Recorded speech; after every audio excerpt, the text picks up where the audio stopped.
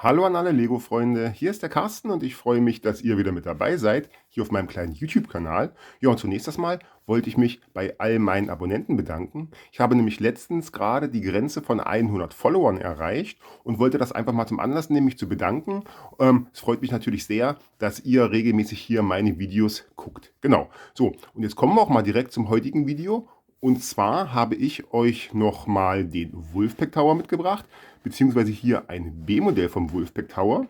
Ich hatte dazu letztens ja schon mal ein Video gemacht, da dieses B-Modell auch aufgebaut. Und in mir war ja dann der Gedanke entstanden, dass ich dieses B-Modell mit in meine Mittelalterwelt einbaue. Das hätte auch ganz gut gepasst, denn in meiner Mittelalterwelt, da habe ich ja auch einen Fluss und dieses B-Modell steht ja hier an einem Fluss und das hätte da, glaube ich, ganz gut ausgesehen. Aber in der Praxis hat sich jetzt herausgestellt, dass das nicht ganz so gut ist, denn dieses B-Modell ist relativ hoch und das hätte da so ein bisschen die Proportionen gesprengt. Von daher brauche ich da jetzt einen anderen Plan.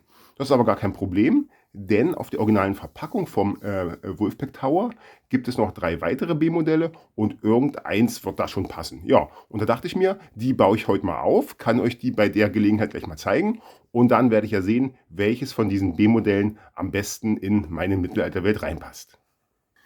Ja, und da habe ich das nächste B-Modell auch schon fertig. Und das ist wieder so eine Art Wachturm hier. Der sieht von dieser Seite hier ganz gut aus. Der hat nämlich hier diese Aussichtsplattform, wo der Ritter draufsteht und nach Feinden Ausschau hält. Und diese Aussichtsplattform hat an der Seite hier diese beiden Fackeln und ist überdacht mit diesen Hinge-Plates hier. Das ist ganz gut gelöst. Und der Eingangsbereich, der hat leider keine Tür, kein Tor, keine Zugbrücke, gar nichts. Von daher muss das Gespenst das Ganze bewachen. Ist aber durchaus legitim, das passt soweit. Und an der anderen Seite sieht man hier diese beiden großen Felselemente. Im Originalmodell sind die ja beide ebenerdig verbaut, hier übereinander gestapelt.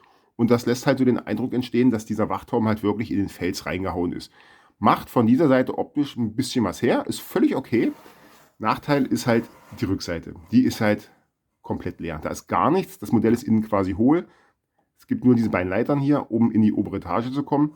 Und es hat für mich irgendwie so den Eindruck, dass die Designer bei der Hälfte der Arbeit irgendwie aufgehört haben. Und das ist echt schade, denn es sind massig Teile über. Auch große Teile, mehrere von diesen Wandpanels hier, große Bögen, große Plates.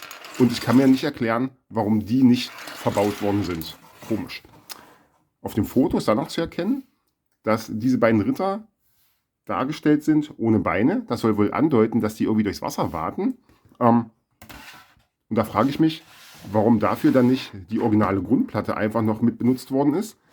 Das hätte es dann zumindest optisch noch mal ein bisschen aufgewertet. Aber so muss ich sagen, hinterlässt es irgendwie keinen guten Eindruck, wirkt halbfertig alles.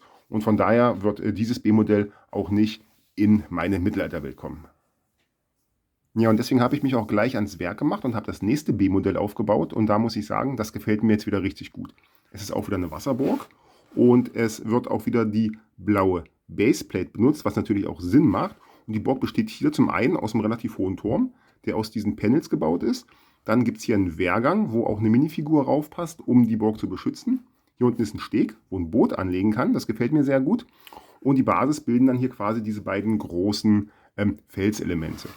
Der Innenraum, da ist jetzt auch nicht wirklich viel los, aber immerhin gibt es einen Platz, wo die Schatztruhe aufbewahrt werden kann, die dann wiederum vom Schlossgespenst bewacht wird. So, und jetzt weiß ich nicht, ob es Absicht war von den Designern oder ob es mir nur so vorkommt, aber ich finde, dieses Gerippe hier, dieses angedeutete Gebäude, macht so den Eindruck, dass die Burg irgendwie noch im Bau ist und dass da noch was vervollständigt wird. Mir gefällt das relativ gut. Es sind im Vergleich zum letzten B-Modell relativ wenig Teile über. Es gibt sogar noch ein kleines Boot, was dabei ist. Das gefällt mir jetzt nicht so wahnsinnig. Das ist vom Design her, sage ich mal, naja, grenzwertig. Das könnte man auch noch auseinandernehmen. Und dann hätte ich genug Steine, um hier noch die ein oder andere Verbesserung vorzunehmen. Mein Plan ist jetzt nämlich folgendes. Ich baue das Ding so in meine Mittelalterwelt ein. Und zwar der vordere Bereich hier am Flussufer. Da würde auch der Steg wieder Sinn machen. Und der hintere Bereich hier, das wäre quasi die Uferseite mit ganz normaler Erde und keinem Wasser. Und dann hätte man halt auch einen festen Grund für das Gebäude der Burg. Das ist jetzt so ein bisschen mein Plan. Ihr könnt mir gerne mal in die Kommentare schreiben, wie ihr das findet. Ich bin schon gespannt. Ja, wie gesagt, ich mache mich jetzt ans Werk und dann bleibt mir nur noch, euch viel Spaß bei euren Projekten zu wünschen. Wenn euch das Video gefallen hat, lasst mir gerne ein Like da und abonniert den Kanal. Und dann sehen wir uns demnächst wieder. Macht's gut, bis zum nächsten Video.